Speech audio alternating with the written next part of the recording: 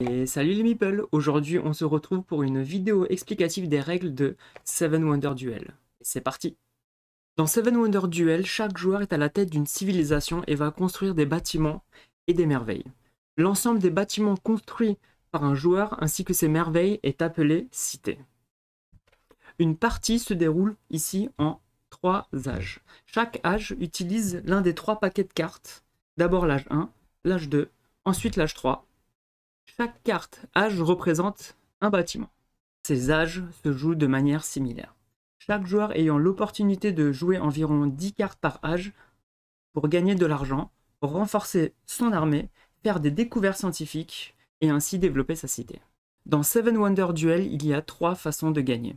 Par suprématie militaire, par suprématie scientifique et par une victoire civile qui se déroule en fin de partie par un décompte classique de points de victoire. Pour la mise en place et la préparation de la partie, c'est très simple. On place ici le plateau principal, on récupère le pion conflit qu'on place ici sur la case neutre au milieu de la piste militaire. Ensuite, nous prenons les 4 jetons militaires, on les place sur leur emplacement vide comme ceci.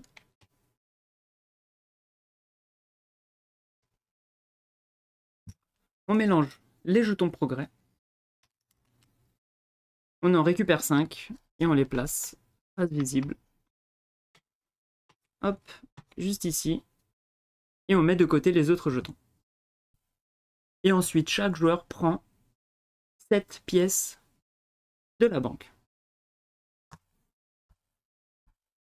Ensuite vient la phase de sélection des merveilles. On désigne un premier joueur, on mélange les 12 cartes, on dispose 4 merveilles au centre de la table. Le premier joueur choisit une merveille, admettons que je prenne ceci. Le deuxième joueur en choisit 2. Et le premier joueur récupère la dernière. Chacun a 2 merveilles. On fait exactement pareil une seconde fois. On place 4 merveilles. Cette fois-ci, c'est au deuxième joueur de commencer et récupérer une première merveille. Admettons qu'il prenne celle-là. Ensuite, le premier joueur récupère 2 merveilles et le deuxième joueur récupère sa dernière merveille. Le reste des merveilles ne seront pas jouées durant ce tour. Elles retournent donc dans la boîte de jeu. Ensuite, nous allons préparer les paquets des 3 âges. On prend l'âge 1, nous mélangeons, on retire 3 cartes au hasard. On fait exactement pareil pour l'âge 2. On mélange, on retire 3 cartes. Ici, pareil pour l'âge 3. Sauf que, oui, on retire 3 cartes, mais nous allons rajouter 3 cartes guildes dans ce paquet de l'âge 3. On mélange, on en pioche 3 et on les rajoute à la pioche de l'âge 3. Et on mélange le tout. Alors, avant de voir un déroulement d'une partie, je vais vous expliquer comment construire dans Seven Wonder Duel. La construction, c'est la base du jeu. Tout au long de la partie, les joueurs vont construire des bâtiments et des merveilles. La plupart des bâtiments ont un coût en ressources. Certains sont gratuits et d'autres possèdent un coût en pièces. Certains, enfin, possèdent un coût en ressources, mais également une condition de construction gratuite. Les merveilles, elles, ont toutes un coût ici en ressources. Alors, nous allons voir dans un premier temps la construction gratuite. Certaines cartes n'ont aucun coût et peuvent donc être mises en jeu gratuitement, comme celle-ci par exemple, le gisement. Ici, comme vous voyez, il n'y a aucune ressource qui est demandée, du coup cette carte est prise et mise gratuitement dans son aire de jeu, ou plutôt dans sa cité. Certaines cartes ont un coût en ressources. Pour les construire, le joueur doit produire les ressources correspondantes et ou les acheter à la banque via des règles de commerce. Donc par exemple ici, pour pouvoir acheter le bâtiment des bains, ici cette carte nécessite d'avoir une ressource déjà de pierre dans sa cité. Celle-ci par exemple, l'atelier nécessite d'avoir un papyrus. Les ressources d'une cité sont produites par ces cartes marron et ces cartes grises. Certaines jaunes et certaines aussi seront accessibles via des merveilles. Si un joueur dispose dans sa cité de toutes les ressources mentionnées sur le bâtiment, il peut construire le bâtiment. Donc, par exemple, Je veux construire les bains. Je récupère la carte, je dois payer un de pierre.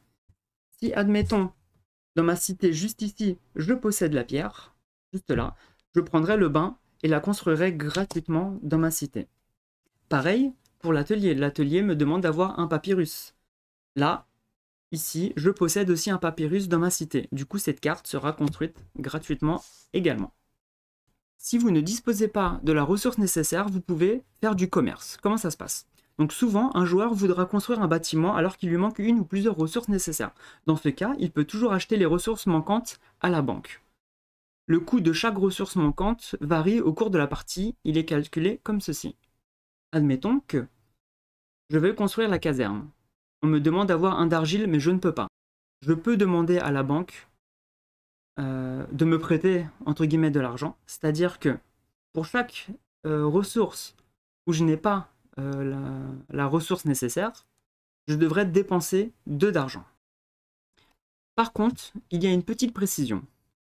Si, admettons, encore une fois, je veux construire cette caserne, je n'ai pas d'argile, d'accord, je vais payer 2 d'argent à la banque. Mais si mon adversaire, lui, possède dans sa cité une carte ressource argile, donc comme ceci, je vais devoir dépenser plus 1 d'argent pour chaque logo argile que lui possède. Donc là, si je veux construire la caserne, je vais devoir dépenser 2 plus 1 parce que mon adversaire possède 1 d'argile dans sa cité. S'il possédait 2, 3, 4 argiles, je devrais rajouter à chaque fois plus 1 d'argent pour chaque carte argile que mon adversaire a dans sa cité. Certaines cartes ont juste un coût en pièces à dépenser. Donc là, par exemple, le dépôt de bois, il suffit juste de dépenser 3 d'argent pour pouvoir la construire et la mettre dans sa cité.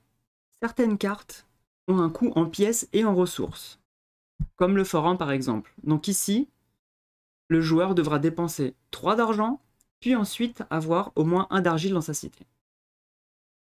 Certains bâtiments octroient un symbole de chaînage, qui rendra justement la construction de votre carte gratuite.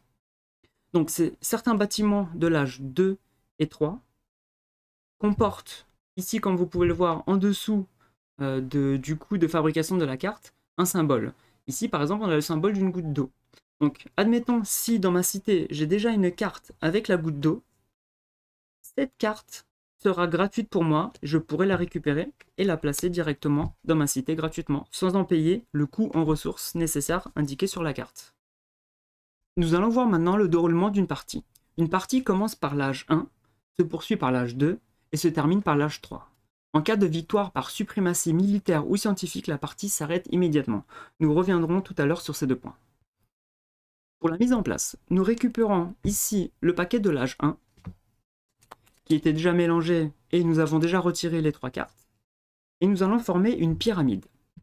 On commence par poser 2 cartes face visible. Ensuite, 3 cachés, 4 visibles, et ainsi de suite.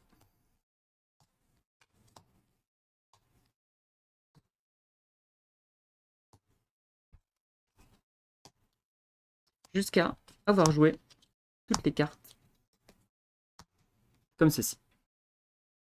Comment se passe un tour de jeu? Dans Seven Wonders Duel, les joueurs jouent chacun leur tour. Le premier joueur débute l'âge 1. À son tour, le joueur actif choisit une carte accessible de la structure et la joue. Une carte accessible est une carte qui n'est pas partiellement recouverte par d'autres cartes. Je m'explique. Ici, pour le premier tour de jeu, le joueur peut choisir une de ces 6 cartes-là parce qu'elle est face visible. Il ne peut pas récupérer cela. Pourquoi? Parce qu'elles sont partiellement recouvertes par d'autres cartes. Si au cours de la partie, par exemple, ces 2 cartes ont déjà été prises par des joueurs, automatiquement, nous allons révéler cette carte-là. Et celle-là devient accessible pour le tour d'après. Le joueur peut jouer la carte qu'il a choisie de 3 façons différentes. 1. Construire le bâtiment. 2. Défausser la carte pour obtenir des pièces. Ou 3. Construire une de ces merveilles. Du coup, première action, construire un bâtiment. Donc pour construire un bâtiment, le joueur s'acquitte du coût du bâtiment et la place devant lui. Ce bâtiment appartient désormais à sa cité. Donc là, par exemple, je prends la cavité, je la récupère, je défausse 1 d'argent, car elle me demande d'avoir au moins 1 d'argent pour pouvoir la construire, et je la place ici, dans ma cité. Donc maintenant, j'ai déjà 1 d'argile que je pourrais utiliser pour construire peut-être un éventuel bâtiment ou m'aider à construire une merveille. Au fur et à mesure que la partie avance, classez vos bâtiments par couleur pour faciliter la lecture de votre cité. Deuxième possibilité, le joueur défausse la carte et prend de la banque 2 pièces, plus une par carte jaune dans sa cité. Donc admettons que je n'ai pas besoin ou que je ne peux pas construire cette carte-là, je peux éventuellement la jeter, je vais récupérer 2 d'argent, plus 1 pour chaque carte jaune que vous possédez dans votre cité. Donc là, je prends 2, plus 3, qui me fait un total de 5 d'argent en plus dans ma cagnotte. Troisième action possible, construire une merveille. La carte que vous allez récupérer ici dans la pyramide sera utilisée pour construire sa merveille. Vous n'avez pas besoin de dépenser le coût en ressources indiquées sur cette carte. Il suffit juste de payer les ressources indiquées sur votre carte merveille. Donc là, par exemple, je veux construire le temple d'Artémis. Je vais devoir payer un papyrus, un d'eau, une pierre et un de bois. Je regarde. Le papyrus, je l'ai. L'eau, je l'ai. Par contre, il me manque de la pierre. Le bois, je l'ai. Donc pour la pierre, normalement, je suis censé payer 2 à la banque. Ici, j'ai une carte qui me dit que pour acheter une pierre, ça ne me coûte que 1. Donc je dois dépenser 1 pour pouvoir construire le temple d'Artémis. Par contre, de la même façon où vous construisez vos bâtiments, si l'adversaire possède également de la pierre, donc là, ça ne coûtera pas 1, mais 1 plus 1 pour chaque pierre que lui possédera en ressources. Une fois le coût nécessaire payé, la carte que vous avez récupérée ici pour construire votre merveille, vous la placez face cachée juste en dessous pour dire que votre merveille est construite. Et vous appliquez immédiatement les effets de la carte merveille. Donc là, par exemple, une fois construite, elle va me rapporter immédiatement 12 pièces d'or et je vais pouvoir immédiatement rejouer un autre tour de jeu. Par contre, seulement 7 merveilles peuvent être construites durant une partie. Dès que le joueur actif construit la 7e merveille du jeu, la dernière merveille qui n'est pas encore construite est immédiatement remise dans la boîte. Donc il y a aussi une petite course à la construction des merveilles pour empêcher son adversaire de construire peut-être sa 4e merveille. Un âge prend fin lorsque les 20 cartes de la structure ont été jouées. Et du coup, on peut passer à la préparation de l'âge suivant. Le joueur mené militairement choisit quel joueur débute l'âge suivant. On considère qu'un joueur est mené militairement si le pion conflit est de son côté du plateau. Voyons justement un peu maintenant la partie militaire. Chaque bouclier représenté sur les bâtiments militaires, donc sur les cartes rouges ou les merveilles, permet à son propriétaire d'avancer immédiatement d'une case le pion conflit dans la direction de la capitale adverse. Donc là, admettons qu'à chaque fois que je récupère une carte rouge et que je la place dans ma cité, j'avance de 1 le pion du côté de mon adversaire. Ici, comme vous pouvez le voir, il y a des paliers.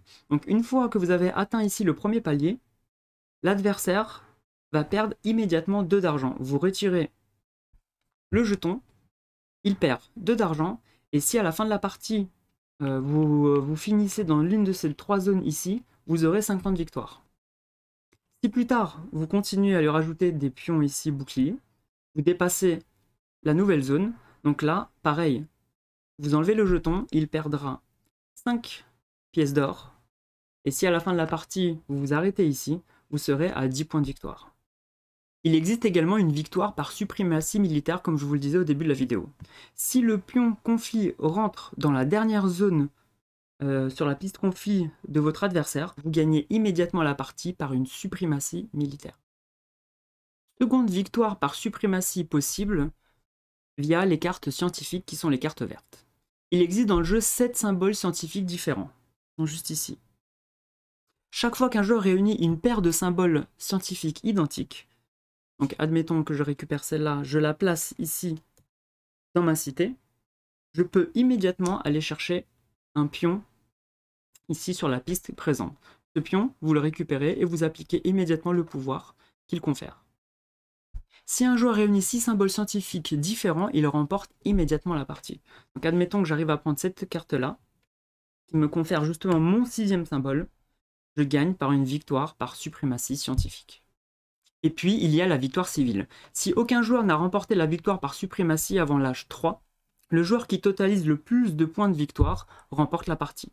Donc pour déterminer le total d'un joueur, il faut additionner les points de victoire militaires, présents juste ici sur le plateau, les points de victoire sur vos bâtiments, indiqués ici autour d'un laurier, les points de victoire des merveilles, les points de victoire des pions de progrès, et aussi le trésor de la cité. Le trésor de la cité vous rapporte tous les 3 pièces d'or, un point de victoire. Dans les cas où les deux joueurs sont à égalité, le joueur qui totalise le plus de points de victoire sur ses bâtiments civils, donc le carte bleue, remporte la partie.